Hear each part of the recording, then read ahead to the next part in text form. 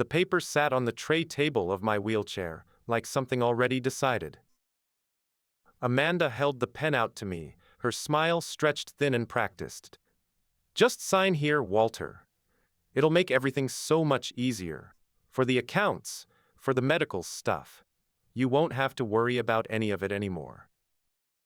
I looked down at the document. Power of attorney, full financial authority.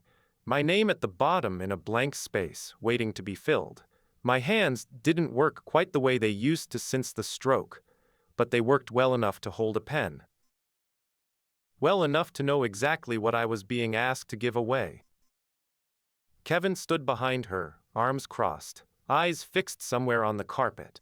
My son, 40 years old, and he couldn't meet my eyes in his own living room. Kevin, I said quietly, you have something to say about this? He didn't answer. That was answer enough. I thought about a lot of things in that silence. 35 years of engineering, of measuring load and stress, and the exact point where a structure starts to fail before anyone else can see the cracks. I'd spent my whole career learning to notice the moment before collapse. I recognized it now, sitting in this chair, in this room, watching my son refuse to look at me. I thought about the check I'd written him 8 years ago. $200,000, nearly everything I had, handed over on nothing but a handshake and a single page I'd typed up myself, because I trusted him more than I trusted lawyers. I thought about the small room at the end of the hallway they'd moved me into 11 months ago, and how the trips outside had gotten shorter, and the meals had gotten smaller, while the disability check kept arriving right on schedule, every month, untouched by hands other than Amanda's. Walter, Amanda said again, sharper now, the smile starting to crack at the edges. We don't have all day. I reached into the pocket of my cardigan, slowly, because everything about me moves slowly now, though my mind never has, and my fingers closed around something small, a USB drive, no bigger than my thumb. I set it down on the tray table, next to the unsigned paper. Before I sign anything, I said, there's something I think you should both hear first. Amanda's eyes dropped to the small black drive between us, and for just a second, less than a second, something flickered behind her composure, something that looked almost like recognition. Kevin finally looked up. What is that? He asked. I smiled, the way I used to smile at a young engineer on my crew who'd just noticed, for the first time, that the numbers on his blueprint didn't add up. Sit down, I said. Both of you. This won't take long. If you found this story tonight, I'm glad you did. Leave a comment below and tell me where you're watching from. It means more to me than you'd think to know real people are on the other end of this. A brief note before I go on. This story blends fiction with purpose, crafted for entertainment, and the lessons worth carrying home. Names and details are coincidental. What you take from it, though, is entirely yours to keep. I want to tell you something before I tell you everything else. There's a version of that afternoon Amanda tells people. I've heard pieces of it. Through her sister, through a nurse who used to work the day shift, through the particular silence that falls over a room when someone realizes I've rolled in and heard more than they thought I could. In her version, I'm a difficult old man who doesn't understand how much they sacrifice for me. In her version, I've always been a burden they carried out of love. None of it is true. My name is Walter Bennett. I'm 72 years old. For 35 years, I worked as a civil engineer, building bridges up and down the California coast. Structures meant to hold weight for 100 years, without anyone ever having to think twice about whether they'd hold. I was never a wealthy man, but I understood something most people never bother to learn. That a structure fails long before it collapses. It fails quietly, in the stress nobody's measuring, in the small cracks nobody thinks are worth reporting. By the time something visibly breaks, the failure already happened months, sometimes years, earlier. I raised Kevin to understand patience, to understand that anything worth building takes time and honesty in equal measure. I thought he did.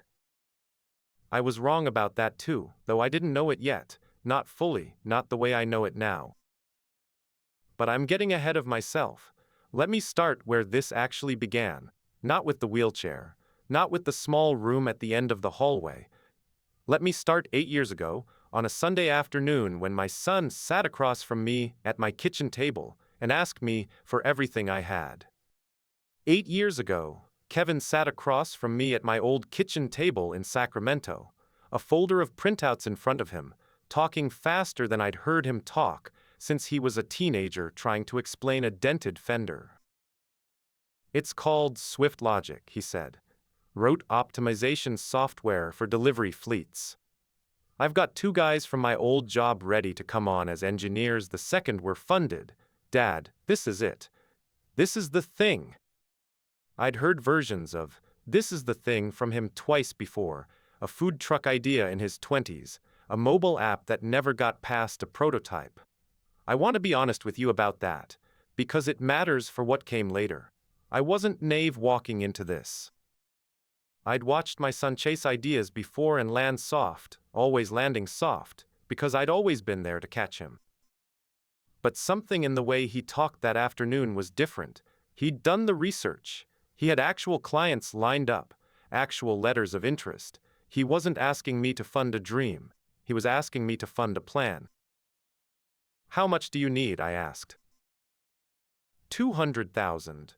I know that's. Dad, I know what that is. I'm not asking you to just give it to me. I'll pay every cent back, with interest even, whatever you want to charge. I just need runway to get through the first 18 months. I sat with that number for a long time. $200,000 was most of what I had left after Linda's medical bills the year before she passed. Nearly the entirety of what I'd planned to live out my retirement on. I didn't have a pension that covered much beyond the basics. What I had was savings, 35 years of careful engineering wages, set aside the way you set aside material for a project you don't want to run short on halfway through. I didn't call a lawyer. I didn't run the numbers the way I would have for a client. I typed up a single page myself that night. Principal amount, no interest. Repayment terms loose enough to give him room to breathe. And one clause I insisted on adding almost as an afterthought. The kind of clause an engineer adds out of habit more than suspicion. If the company was ever sold before the loan was repaid in full, I would receive 30% equity in lieu of cash repayment. Kevin signed it without reading it twice. "You won't need that clause, Dad," he said, laughing. "I'm going to pay you back the normal way. I promise you that." I believed him. I want you to understand that I believed him completely, the way a father believes his son when the son is looking him straight in the eye and asking for a chance, not a handout. I wired the money the following week. I told myself it was an investment in his future, in my grandson's future, in something that would outlast both of us. I didn't let myself think, not once, about what it would mean if it didn't work out that way. I didn't know yet that 4 years later, I'd be sitting in a wheelchair in that same son's living room, watching him refuse to meet my eyes. The stroke happened on a Tuesday morning, alone in my kitchen, reaching for a coffee mug that ended up shattered on the floor beside me. I don't remember much of it directly, only the strange, tilting sensation of the room, deciding to lean without my permission, and then the linoleum against my cheek, cold and very close. I remember thinking, with the strange clarity that sometimes comes in moments like that I hadn't turned off the stove. Marcus found me. My grandson, 14 at the time, had come by after school to drop off a library book I'd lent him. If he'd been 10 minutes later, the doctors told me afterward, it might have gone very differently. I spent 6 weeks in rehabilitation. The left side of my body came back slowly, stubbornly. The way concrete cures. You can rush it, but you'll pay for it later in cracks that show up when you least expect them. I regained most of my speech within days. My legs never fully came back the way the physical therapist hoped they would. By the time I was discharged, the wheelchair wasn't a temporary accommodation anymore. It was simply the shape of the rest of my life. Kevin and Amanda offered to take me in without hesitation. I remember being grateful for that, genuinely grateful. The particular relief of a man who has just learned his body can no longer be trusted alone, finding out his family still wants him close. The first few months were good. Amanda set up a comfortable room on the ground floor, close to the bathroom, close to the kitchen. Kevin took me to physical therapy twice a week himself, sat in the waiting room the whole time, never once complained about the schedule. Marcus visited my room most evenings, told me about school, about his robotics club. The two of us bent over the same kind of technical drawings I used to bring home from job sites 40 years earlier. The disability payments started arriving that same month, a modest sum, not much but steady, along with the pension I'd built over 35 years of careful work. Amanda offered to manage it. Just so it's simpler, she said. One less thing for you to worry about, with everything else going on. I agreed without much thought. It made sense on paper. I had no reason yet not to trust her with it. I didn't notice, not at first, the way things began shifting underneath that arrangement. The way simpler started to mean something closer to invisible. I was still relearning how to hold a fork steady in my left hand. I didn't have the bandwidth yet to notice what an engineer trained his whole life to notice: the small, quiet signs that come before something starts to give way. I know now I should have been watching more closely from the beginning. I just didn't understand yet what I was supposed to be watching for. It happened slowly enough that I couldn't point to any single day and say, "That's when it changed." That's what makes this kind of thing so difficult to explain to people afterward. There was no single moment of cruelty I could hold up as proof. Just a long, gradual narrowing, the way a hallway feels shorter the more furniture gets pushed into it. 3 months after I moved in, Amanda mentioned, almost in passing, that the room near the kitchen would work better as a home office for her growing consulting work. You'd actually be more comfortable in the room at the end of the hall, she said. Quieter. Better light in the mornings. I didn't argue. It wasn't worth arguing over, not for a man trying to be easy to live with. The room at the end of the hall was smaller, farther from the bathroom, farther from wherever the family happened to be at any given moment. I told myself it didn't matter. A room is a room. The trips outside got shorter next. What used to be an hour at the park on Sundays with Marcus became 20 minutes, then just a loop around the block, then, some weeks, nothing at all. Amanda citing her schedule, Kevin citing his work, both of them apologetic in a way that never quite translated into anything changing. The meals changed too, though it took me longer to notice that one. Smaller portions, simpler ingredients.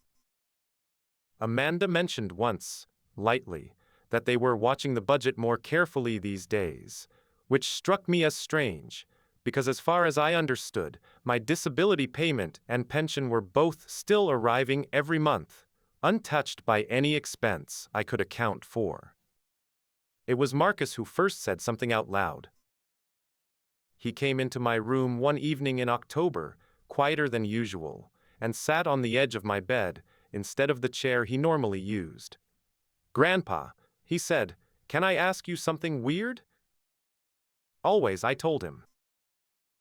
"I heard Mom on the phone last week. She was talking to Aunt Denise about how expensive it is having you here. She said something about the cost of taking care of him being a lot more than people think."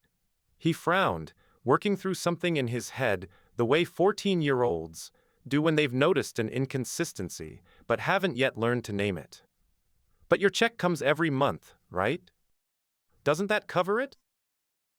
I sat very still for a moment. I hadn't told Marcus anything about the finances. He'd simply been listening, the way children do, absorbing more than the adults around them ever remember to account for. It does cover it, I said carefully. More than covers it, actually.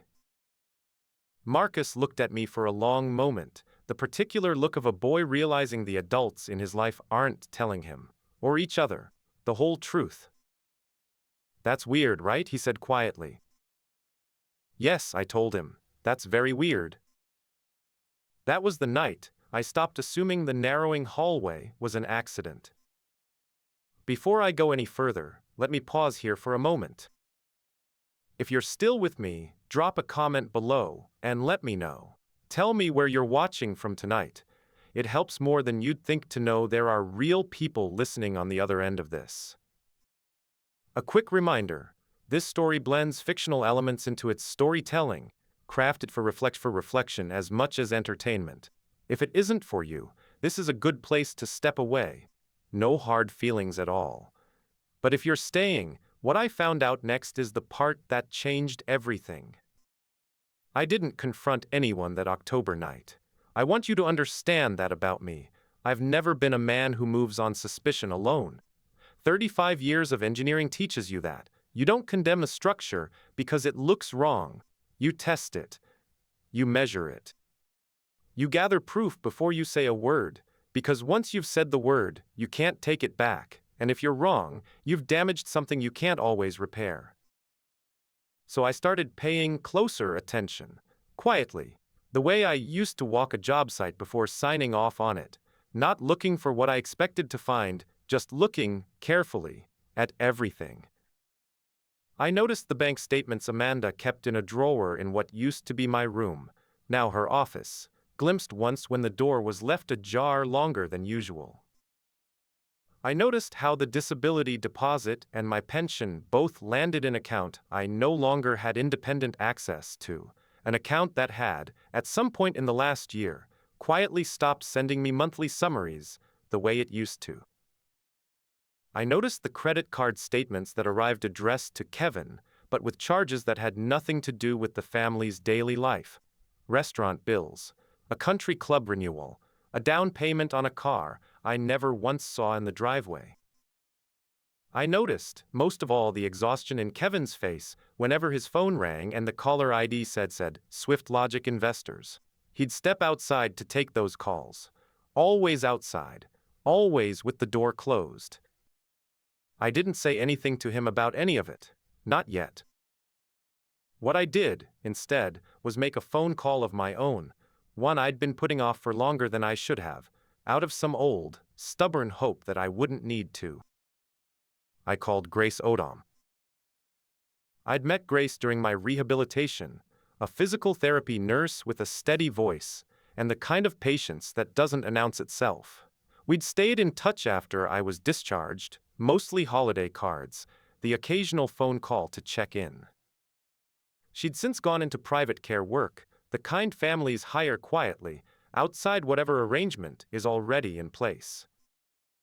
I need some help, I told her, and I need it to be something only you and I know about, for now.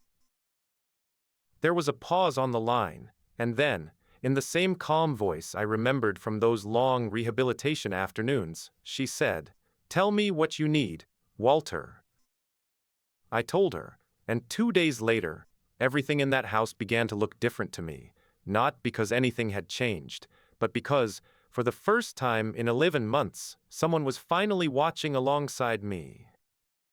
Grace started coming twice a week, officially for physical therapy check-ins Amanda had no objection to, a service that made me, in Amanda's words, easier to manage, which I noted without comment.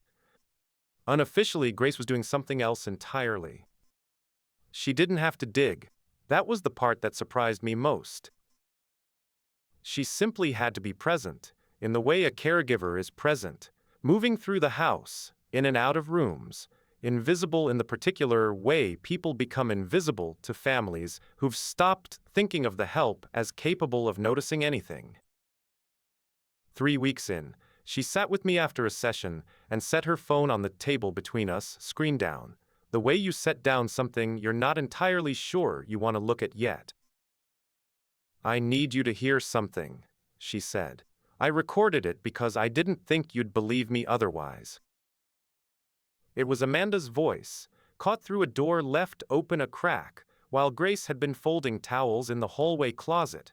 Amanda on the phone with her sister, talking in the easy, unguarded tone of someone who believes no one relevant is listening.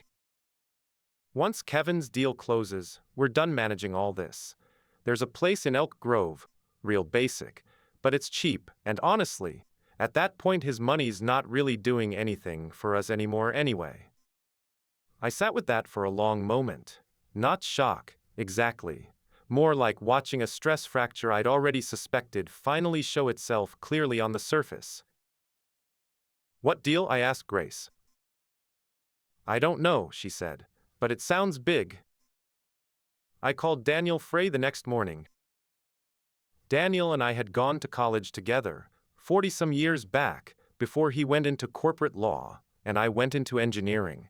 He'd handled the paperwork on my house purchased decades ago, stayed a friend in the loose, occasional way old friends do.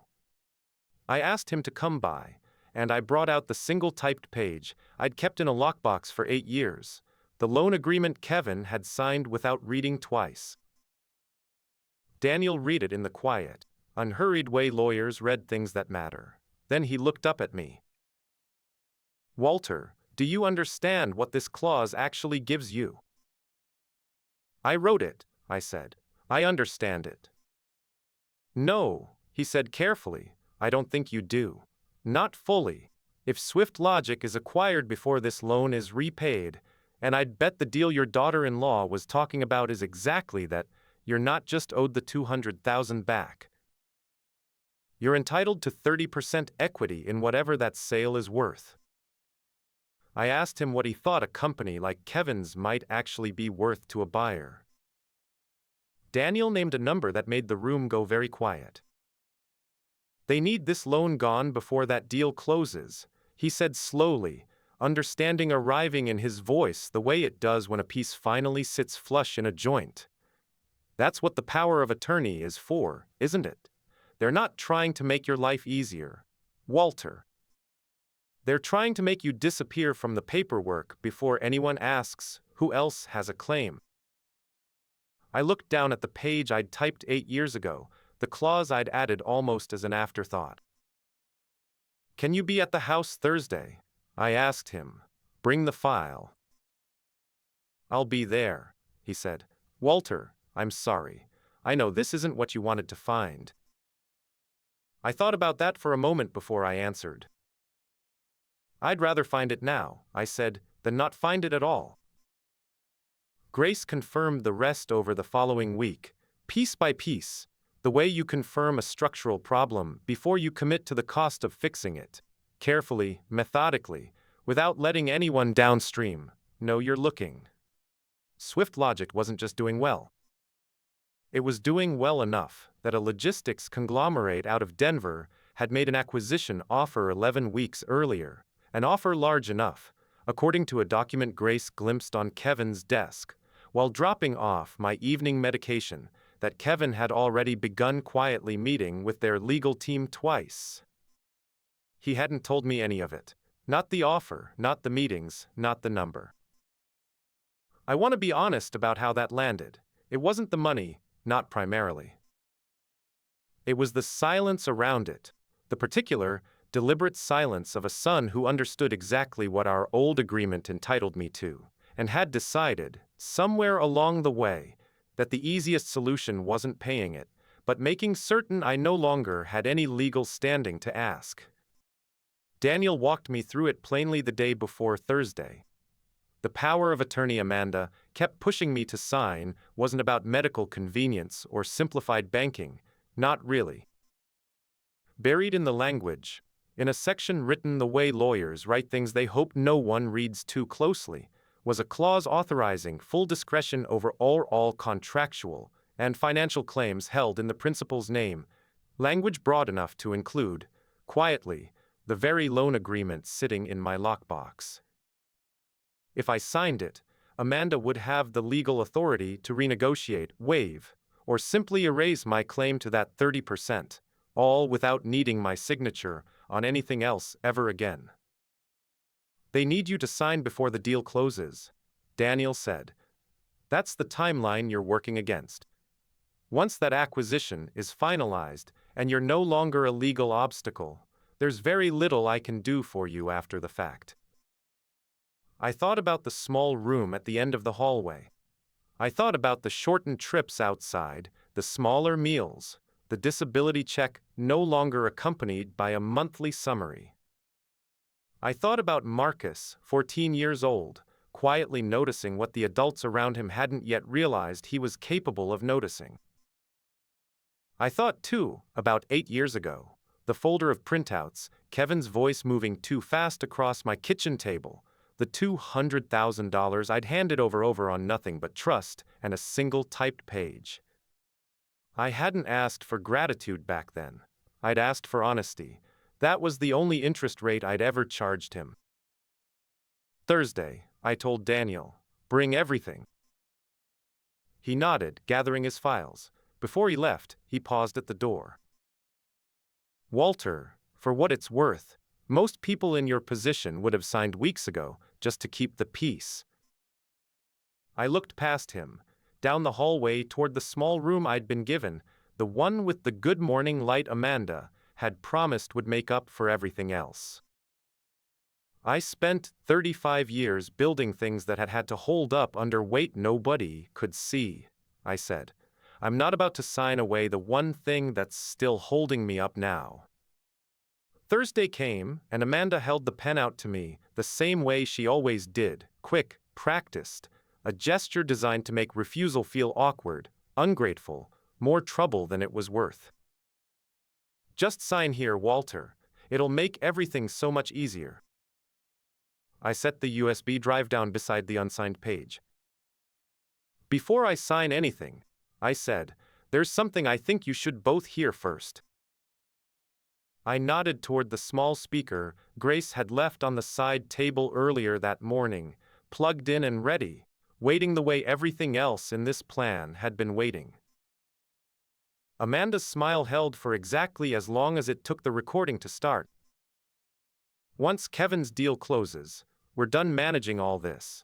There's a place in Elk Grove, real basic, but it's cheap, and honestly, at that point his money's not really doing anything for us anymore anyway.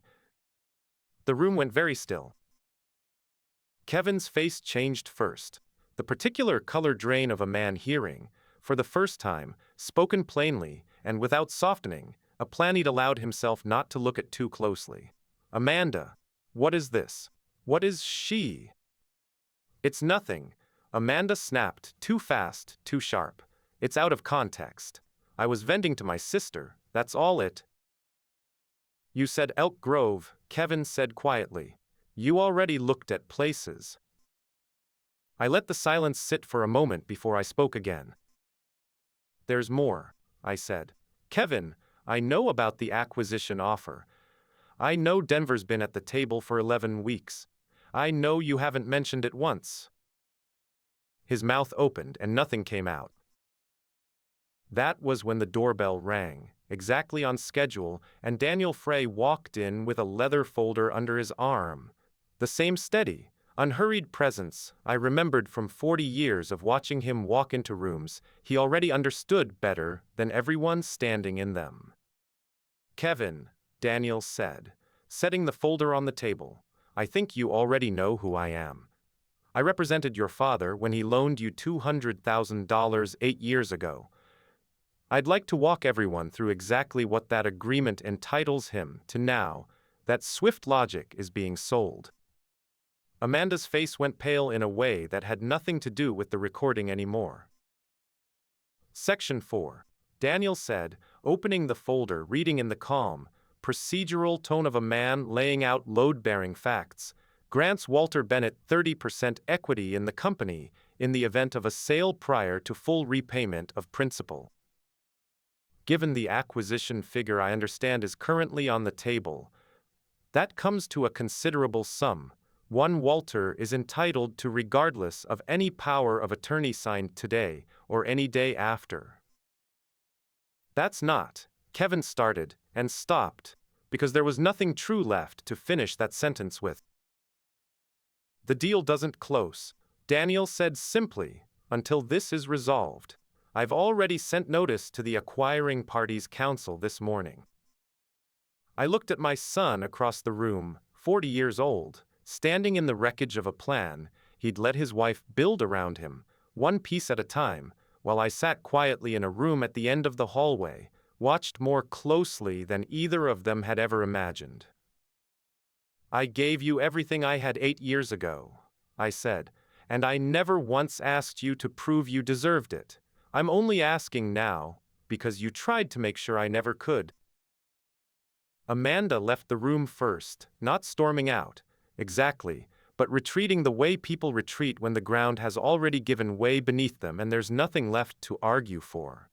I heard the front door close a few minutes later, her car pulling out of the driveway too fast. Kevin didn't follow her. He stood very still for a long time after Daniel finished, laying out the numbers, staring at the folder on the table, like it might rearrange itself into something less true, if he looked at it long enough. Then, slowly, he came around the table and lowered himself down beside my wheelchair, not standing over me the way he had an hour earlier, but kneeling, so that for the first time in longer than I could remember, we were looking at each other at the same height. Dad. His voice had none of the smoothness it usually carried. It came out cracked, scraped down to something younger than 40. I didn't know about Elk Grove. I swear to you, I didn't know she'd already. But you knew about the offer, I said quietly. You knew about Denver. 11 weeks, Kevin. He didn't try to deny it. That, more than anything, told me how far things had actually gone. The old Kevin, the one who used to talk too fast across my kitchen table, full of plans and promises, would have found some way to spin it. This Kevin just sat there, hollowed out, telling the truth because he'd finally run out of the energy it took to avoid it. The company was drowning 8 months ago, he said. I didn't tell you because I was ashamed. And then the offer came in, and it was so much money. Dad, more than I ever thought Swift Logic was worth, and I let myself believe that if I could get you to sign the power of attorney quietly, I wouldn't have to have this conversation. I wouldn't have to admit that I'd taken your money and let a company almost fail with it, and now I was about to walk away rich, without ever telling you any of that. His hand found mine on the arm of the wheelchair, gripping it the way he used to grip my hand crossing a job site, when he was small enough that the machinery still frightened him. I let Amanda handle the finances because it was easier not to look, he said. I told myself it was fine. I told myself you were being taken care of. I didn't ask hard enough what that actually meant day to day for you. The room. The trips outside. I didn't ask, because some part of me didn't want the answer.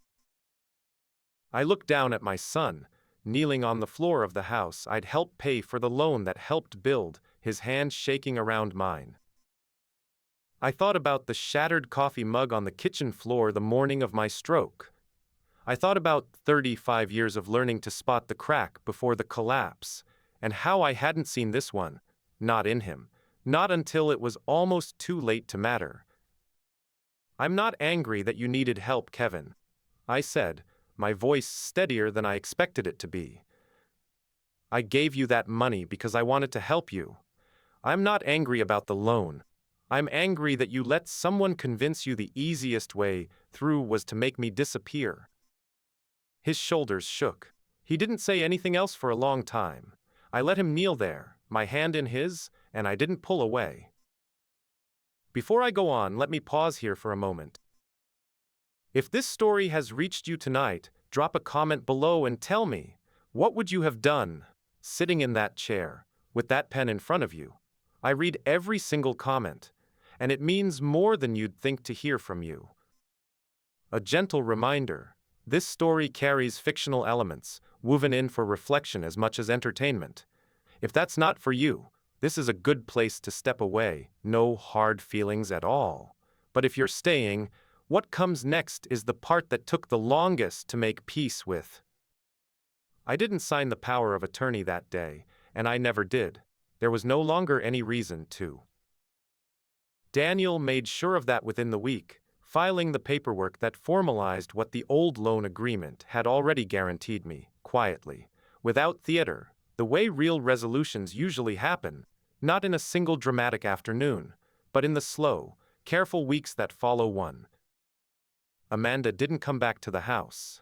I heard, through Marcus mostly, that she'd moved in with her sister, that the marriage was effectively over long before either of them said the word out loud. I didn't ask for details. Some things are nine to carry. Kevin stayed. That surprised me, a little. I'd half expected him to need distance from all of it, from the wheelchair in the hallway, from the father who'd turned out to be watching far more closely than anyone gave him credit for. Instead, he moved my room back to the one near the kitchen, the one with the better bathroom access, without my asking. He started coming home earlier. He started actually asking, how my day had gone, and waiting for the answer instead of already reaching for his phone. The acquisition closed 6 weeks later, renegotiated with my 30% built cleanly into the terms. It wasn't a fortune by the standards of people who deal in fortunes, but it was more money than I'd ever expected to see again in my life, and more than that, it was proof, documented and undeniable, that the agreement I'd typed up on a single page 8 years ago had meant exactly what I'd written it to mean. I didn't spend it on myself, not most of it. I want to be honest about why. Some of it went toward hiring Grace permanently, not as a secret this time, but openly, gratefully, a woman who'd noticed what a whole family had missed. The rest went into something I'd been quietly turning over in my mind for weeks, a small fund, modest at first, meant to help older adults navigate exactly the kind of situation I'd found myself in, the slow, quiet financial isolation that doesn't announce itself with a single cruel moment, but with 100 small ones nobody thinks to add up until it's almost too late. Marcus asked me once, sitting on the edge of my bed the way he used to, whether I was still angry at his mother. I thought about that question for a long time before I answered. I'm not angry, I told him. I'm just glad I was paying attention. I sit in my room near the kitchen most mornings now, the good light coming in early the way Amanda once promised it would from a room I never actually got to live in.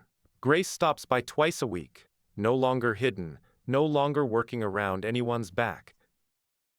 Kevin makes coffee before he leaves for work and brings me a cup without being asked, the way a son does when he's finally stopped needing to be reminded. Marcus visits most evenings still, and lately we've moved past the old bridge drawings I used to bring home from job sites. I've started teaching him something else, how to read a contract the way I once taught myself to read a load calculation, line by line, looking not just for what's written, but for what someone might be hoping you won't notice. He's a sharp kid, sharper than I was at his age, if I'm honest. I like to think some of that sharpness is mine to take a little credit for. If there's one thing I want you to take from this story, it's this. Dignity was never something the stroke took from me, and it was never something a wheelchair could take either. Dignity is the thing you protect quietly, patiently, by refusing to sign what you haven't understood, by trusting the people who've earned it, and questioning the ones who suddenly, conveniently, need less of your attention paid to where your own money is going. I'm not a perfect father, and I wasn't a perfect judge of character 8 years ago at that kitchen table. I trusted first and verified far too late. If you see any piece of yourself in this story tonight, if someone in your life has started making your world quietly smaller in the name of making things easier for you, please don't wait as long as I did to start asking questions. Family justice doesn't begin with anger. It begins with paying attention, and it begins the moment you decide your own voice still matters, no matter what chair you're sitting in when you use it. This is what a quiet revenge dad means to me. Not cruelty, not anger, just a man who refused to disappear from his own life, simply because it'd gotten harder to move through it. If this story reached you tonight, leave a comment and tell me. What would you have done in my place? Share it with someone who needs to hear it, and subscribe so you don't miss the next story on this channel. Thank you for staying until the very end. A last gentle note. Some upcoming stories on this channel contain fictional elements, crafted for reflection and life lessons. If that isn't for you,